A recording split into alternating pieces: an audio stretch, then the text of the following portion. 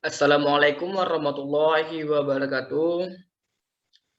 Kami dari kelompok A4 ingin mempresentasikan hasil kerja kelompok kami yang berjudul Laporan Rancangan Fungsionalitas yang beranggota kelompok Al-Fadil, Andi Mauliza, Wafiq Raisya Imana, Sari Katarina, dan saya sendiri Fazil Azami. Pendahuluan. SPBU adalah akronim dan stasiun pengisian bahan bakar yang merupakan tempat-tempat di mana kendaraan bermotor bisa memperoleh bahan bakar. Di Indonesia, SPBU terbesar dan terluas jangkauan layanannya. Di lain hal, terdapat beberapa kendala yang terdapat pada SPBU. Salah satunya adalah antrian panjang. Antrian panjang cukup menjadi momok serius yang dibenci oleh sebagian besar masyarakat Indonesia. Oleh karena itu, diperlukan inovasi terbaru yang dapat meminimalisir waktu yang terbuang pada saat mengantri di SPBU, ataupun inovasi untuk mengalokasikan waktu yang terbuang pada saat mengantri pada hal yang lebih bermanfaat. Laporan ini membahas terkait hasil analisis dan pengamatan yang dilakukan oleh kelompok kami, yaitu kelompok A4, terhadap kebutuhan dan keluhan konsumen atas kesulitan dan kasus-kasus pada antrian konvensional di SPBU sebagai satu-satunya layanan masyarakat Aceh untuk memenuhi kebutuhan bahan bakar kendaraan. Melanjutkan secondary resource, ada 13 sumber, yaitu meliputi aplikasi My Pertamina yang merupakan aplikasi yang dibuat oleh PT Pertamina Indonesia dengan fitur utama menemukan SPBU terdekat, informasi produk sekaligus sistem pembayaran, serta fitur loyalty point yang nantinya akan membantu pengguna dalam pengurangan pembayaran. Aplikasi isi bensin online bertujuan sebagai satu stop solution bagi pengguna atau yang lebih dikenal dengan self-service dengan menawarkan fungsi yang mampu serupa dengan My Pertamina, seperti informasi produk Pertamina terbaru dan media pembayaran. Namun terdapat fitur lain, yaitu fitur layanan pesan antar BBM dan gas retail seperti gas LPG dan gas bright gas yang merupakan produk dari PT My Pertamina. Research lanjutan yang dikutip adalah beberapa pengamatan terkait dengan antrian SPBU, baik berupa simulasi, analisis, hingga rencana perancangan suatu sistem antrian baru. Namun, perancangan yang dimaksud masih menggunakan metode konvensional, seperti dengan penambahan jumlah karyawan, penambahan pom pengisian, serta hal lain yang tidak berkaitan dengan software dan teknologi terkait. Lalu membahas berbagai hal pada antrian SPBU, mulai dari perasaan user saat mengantri, terus perasaan user saat menemukan lokasi pengisian BBM, dan keluhan-keluhan lainnya. Lalu dari sudut pandang user dan kreator, tidak ditemukan alternatif sistem antrian yang relevan. Narasumber yang diwawancarai ada 5. Yang pertama Raihanul Muhsan, yang kedua Mawaddah, yang ketiga Fatika Rahma, yang keempat Putri Islamia Al-Hasya, dan yang kelima M. Iqbal. Selanjutnya akan dilanjutkan oleh Andi Mauliza. Baik, saya akan menjelaskan value proposition canvas. Pada proyek ini, PPC digunakan untuk membantu kreator agar mengenal lebih dalam mengenai produk atau jasa apa yang menjadi kebutuhan konsumen. PPC digunakan dua sisi. Di sini kami menggunakan sisi konsumen dan sisi kreator. Pada sisi konsumen, di sini terdapat yaitu keinginan, pain, permasalahan, dan customer job. Tugas dari customer. Pada bagian gain, di sini customer menginginkan sistem antrian alternatif, waktu kerja lebih efektif, serta mengisi bensin tanpa perlu mengantri. Dan permasalahan yang didapat pada bagian pain, sulit menemukan SPBU yang tepat dan cepat. Kemudian petugas terlalu lama mengisi BBM. Beberapa orang menerobos antrian, memperparah lamanya waktu antrian. Kemudian saat jam kerja, antrian sangat ramai dan mengganggu waktu kerja. Kemudian pada bagian customer job di sini ada customer di sana membayar, mencari tempat pengisian BBM, memilih pom pengisian, dan mengantri untuk melakukan pengisian BBM di SPBU.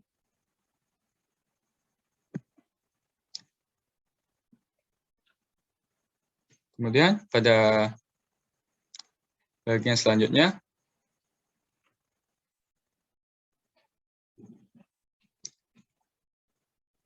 pada bagian kreator, di sini memuat penawaran yang diharapkan akan memberikan solusi dari segala narasi pada sesi customer. Oleh karena itu, dengan meninjau rangkaian VPC di atas, maka kreator menawarkan produk service, yaitu aplikasi sistem antrian SPBU. Dengan menawarkan poin seperti token nomor antrian via aplikasi, peta digital lokasi SPBU terdekat, pembayaran pengisian bahan bakar via aplikasi, serta notifikasi nomor antrian customer sudah dekat. Seperti pemberitahuan bahwa sebentar lagi nomor antriannya akan dipanggil. Kemudian pada bagian gen kreator, di sini ada notifikasi panjang antrian, peta digital SPBU terdekat, mempercepat ataupun menghilangkan antrian, dan pembayaran via aplikasi. Selanjutnya yaitu business model canvas. BMC pada pengembangan proyek ini adalah framework yang mempresentasikan model perangkat lunak. BMC terdiri dari 3 unsur utama, yaitu produk, value, dan market.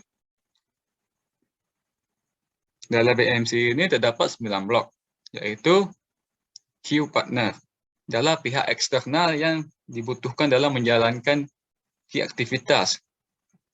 Di sini ada pihak SPBU dan dana. Kemudian ada Q research. Ini merupakan komponen yang berisi apa saja yang dibutuhkan agar kegiatan ini berjalan, yaitu sponsor, pengguna, dan petugas SPBU. Kemudian ada key activity, yaitu aktivitas atau kegiatan yang terjadi. Di sini ada mencari tempat pengisian BBM, mengantri melakukan pengisian BBM, dan melakukan pembayaran. Terus ada value proposition, yaitu solusi yang ingin diberikan pada customer. Di sini kami memberikan solusinya, salah satunya pembayaran BBM dapat dilakukan via aplikasi.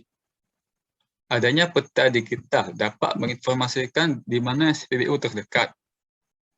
Dilengkapi dengan laman notifikasi tingkat keramaian SPBU.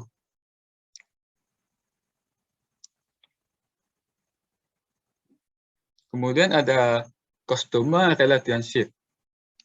Ini mendeskripsikan tentang hubungan perusahaan tersebut. Di sini ada kami menawarkan UI atau UE yang menarik dan mudah. Kemudian ada loyalty service, potongan harga kepada pengguna. Kemudian ada komunitas UMKM mahasiswa masyarakat menengah. Dan channel, mendeskripsikan bagaimana sebuah produk ini bisa mencapai targetnya atau pelanggan pasar kami tuju. Yaitu dengan wawancara pengenalan aplikasi ini kepada user, aplikasi ini dapat ditemukan di Play Store, promosi lewat media sosial. Kemudian ada customer segment. Di sini kami harus menentukan target atau customer yang dituju. Dapat disebut juga segmentasi customer. Di sini target kami itu berupa dosen, mahasiswa, pelajar, masyarakat, petugas SPBU, dan tenaga medis. Karena mereka ini sering melakukan kegiatan yang berhubungan di SPBU seperti mengisi bahan bakar. Baik, untuk selanjutnya akan dilanjutkan oleh kawan saya.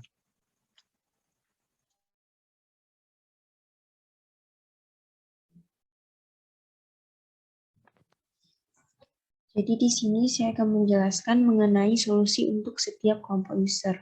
Jadi di sini kami memiliki 6 kelompok user, yaitu yang pertama dosen, yang kedua mahasiswa, yang ketiga masyarakat, yang keempat pelajar, yang kelima petugas SPBU, dan yang terakhir adalah tenaga medis.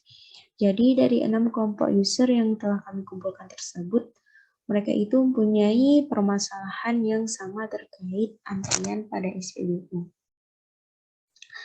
Permasalahan yang terjadi itu adalah para user itu sulit menemukan SPBU yang tepat dan cepat. Yang kedua, saat jam kerja antrian itu sangat ramai dan mengganggu waktu kerja mereka. Kemudian petugas terlalu lama mengisi BBM. Dan yang terakhir, yaitu beberapa orang menerobos antrian memperparah lamanya waktu untuk mengantri.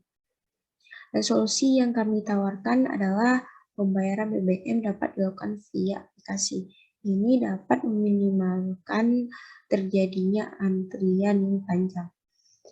Yang kedua, peta digital dapat menginformasikan di mana SPBU terdekat. Ini dapat menjawab permasalahan yaitu sulit menemukan SPBU yang tepat dan cepat. Yang ketiga, dilengkapi dengan laman notifikasi tingkat keamanan SPBU. Ini bertujuan agar jika ada pengguna yang ingin pergi ke SPBU, jadi dia dapat tahu di SPBU tersebut sedang ramai atau tidak. Dan jika SPBU itu ramai, dia dapat mencari SPBU yang lain untuk didatangi. Yang terakhir adalah booking antrian via aplikasi. Dengan booking antrian via aplikasi ini dapat meminimalkan orang yang menerobos antrian. Jadi tidak ada lagi yang namanya antrian yang sangat panjang. Dan selanjutnya saya akan bahas tentang konten skenario. Jadi di sini kami menggunakan storyboard sebagai penyedia narasi visual untuk memberitahukan kepada pengguna mengapa produk yang kami buat ini harus digunakan dan beritahukan seberapa menarik produk ini untuk mereka gunakan.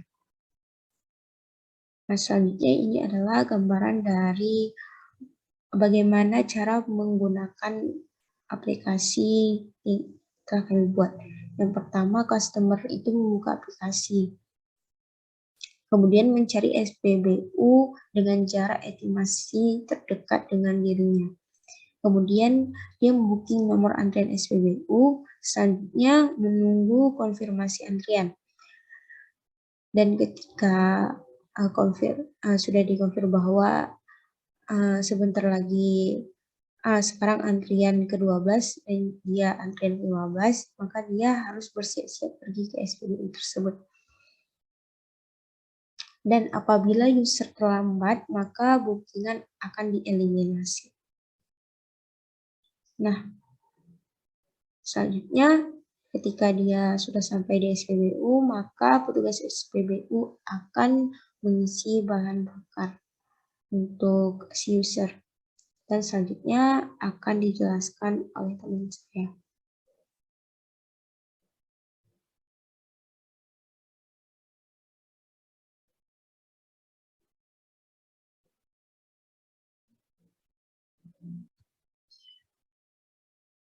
Baik, kemudian di sini ada prototipe. Prototipe ini bertujuan ialah untuk menampilkan hasil rancangan atau hasil pengembangan yang telah dilakukan kepada user yang nantinya memerlukan lagi beberapa perbaikan. Prototipe ini juga kami rancang untuk sebagai bahan uji coba apakah produk yang kami tawarkan sudah benar atau masih ada kesalahan. Kemudian di sini langsung saja kita ke prototipe login dan register. Jadi login dan register ini adalah satu hal yang sangat penting dalam pengembangan aplikasi. Di mana login ini meminta informasi dari si user, yaitu berupa email dan password sebagai tanda pengenal bahwa si user itu benar-benar si user yang masuk dalam aplikasinya. Kemudian register, tentu kita sebagai user tidak dapat login jikalau kita belum register. Register di sini adalah pendaftaran dari si user untuk memakai layanan dari aplikasi yang telah yang akan didaftarkan. Kemudian untuk fitur utama kami yaitu booking. Di sini kami sebagai aplikasi rescue, yaitu aplikasi pembookingan antrian SPBU. Jadi di sini dari tombol home terdapat tombol booking sekarang. Yang mana jikalau tombol booking sekarang ini ditekan, maka akan menampilkan laman booking. Di laman booking ini menampilkan akun balance atau uang yang terdapat di aplikasi tersebut. Akun balance ini nantinya diisi oleh si user menggunakan Dana ataupun OVO. Kemudian di sini ada SPBU terdekat atau SPBU yang akan dituju oleh si user nantinya dalam mengantri. Ini ada nomor antrian. Kemudian di sini ada booking sekarang. Dan di sini ada timeline-nya atau stopwatch-nya, timernya. Jika timer ini sudah penuh, maka nomor antrian ini akan berganti menjadi nomor 68. Jika di nomor 68 dan si timernya penuh lagi, maka akan berganti lagi menjadi nomor 69. Begitu pula seterusnya. Kemudian di sini jika si user menekan booking sekarang, maka user akan diarahkan ke bayar booking. Yang mana bayar booking ini kami tetapkan sebesar Rp1.000 yang mana uang Rp1.000 ini merupakan gain kreator yang sebagai laba untuk si kreatornya. Kemudian jika si user telah menekan bayar, maka aplikasi akan menampilkan nomor booking yaitu nomor 70. Hal ini dikarenakan karena jikalau nomor 69 langsung bookingnya, maka user tidak akan cukup waktu atau waktunya terlalu mepet untuk pergi ke SPBU terdekat. Kemudian jikalau user menekan kembali tombol home, maka akan masuk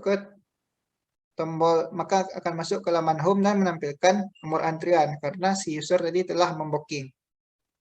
Di sini juga menampilkan timer, yang mana kalau timer ini sudah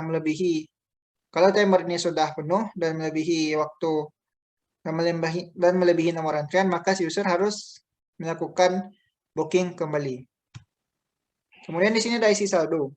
Nah, isi saldo ini dari halaman home, user diarahkan untuk memilih tombol saldo. Kemudian dari tombol saldo ini menampilkan metode dalam pengisian isi saldo.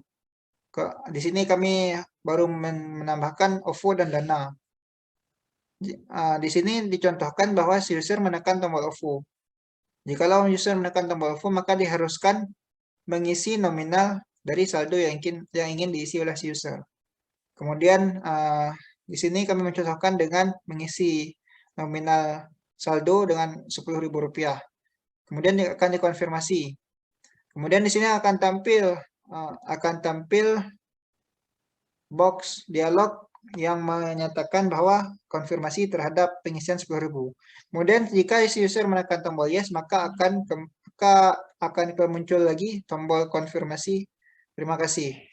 Jika si user menekan tombol no, maka user akan kembali ke halaman masukkan nominal saldo. Kemudian di halaman notifikasi.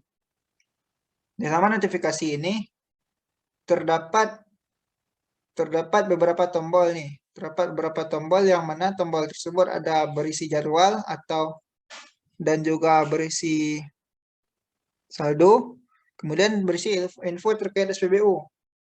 Di sini user diarahkan untuk menekan tombol jadwal. Di tombol jadwal ini akan menampilkan waktu bukanya SPBU. Juga nanti akan menampilkan bahwa nomor antrian terdekat. Misal di sini nanti nomor antrian user dari 70. Maka di nomor antrian 68 akan ditampilkan di notifikasi sehingga mengatraksi si user untuk langsung pergi ke SPBU. Kemudian juga ada tombol saldo. Nah, jikalau si user melakukan tombol saldo, maka aplikasi akan menampilkan jumlah saldo yang si user miliki. Kemudian ada juga info terkait SPBU. Di sini menampilkan bahwa SPBU terdekat dan sepi juga layak untuk si user melakukan pengisian bahan bakar.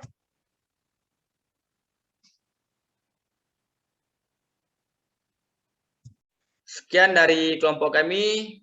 Apabila ada kesalahan atau kesilapan, mohon dimaklumin. Kami akhiri. Assalamualaikum warahmatullahi wabarakatuh.